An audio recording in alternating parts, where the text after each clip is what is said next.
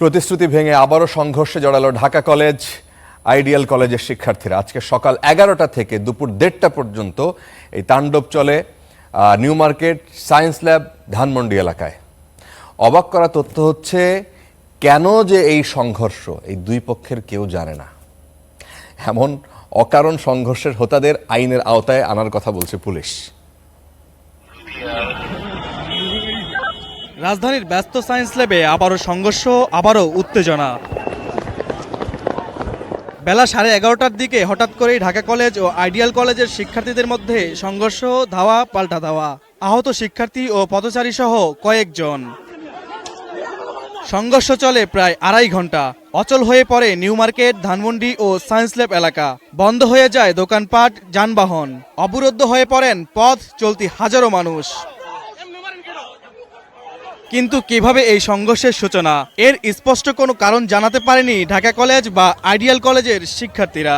কে যেন পুলিশের মাথায় একটা ইট মারছে, পুলিশ আরো ক্ষিপ্ত হয়ে গেছে। এরপরে কিছুক্ষণ পরে ঢাকা কলেজের কিছু প্রায় 100 জনের মতো ছেলেমেয়ে চলে আসে। তারপর এখান থেকে মারামারি সূত্রপাত। তারা অতর্কিতভাবে আবার আইডিয়াল কলেজে হামলা করে। আমাদের যারা পুরান ঢাকা থেকে আসে, নীলক্ষেত থেকে আসে, তাদের মোবাইল নিয়ে যায়। 100 মতো পোলাপান ওরা এদিকে আসছে, অ্যাটাক করছে। ওদের সামনে পুলিশও ছিল, পুলিশ তাদেরকে কোনো বাধা দেয় নাই। এ সময় পুলিশের সাথেও দফায় দফায় সংঘর্ষে জড়ায় শিক্ষার্থীরা। পরিস্থিতি নিয়ন্ত্রণে আনতে টিয়ার গ্যাস ছোড়ে পুলিশ। পরে নিয়ন্ত্রণে আসে পরিস্থিতি।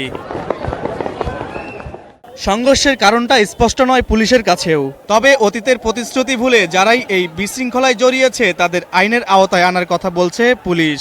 যেসব ছাত্র নামধারী যারা এই উচ্ছৃঙ্খল আচরণ করতেছে বা যারা লিড দিতেছে বা যারা এই যে বিশৃঙ্খলা করার চেষ্টা করতেছে বা শিক্ষার পরিবেশ নষ্ট করার চেষ্টা পায়তারা করতেছে, পুলিশ তাদের খুঁজতেছে এবং পুলিশের অবশ্যই ব্যবস্থা নেবে।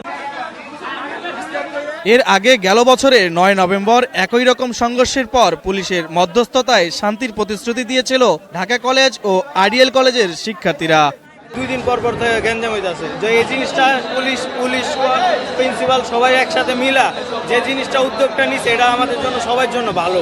তবে 2 মাসেই ভেঙে পড়ল কথিত শান্তি রক্ষার প্রতিশ্রুতি। এর স্থায়ী সমাধান চান গুরুত্বপূর্ণ এই বাণিজ্যিক এলাকার ব্যবসায়ী ও সাধারণ মানুষ। আমার পেছনে রাজধানীর সায়েন্স ল্যাব মোড়, যেখানে প্রায় সংঘর্ষে জড়িয়ে যায় ঢাকা কলেজ এবং আইডিয়াল কলেজের শিক্ষার্থীরা। কেন, কি কারণে সংঘর্ষ জানেন না আন্দোলনরত শিক্ষার্থীরাও।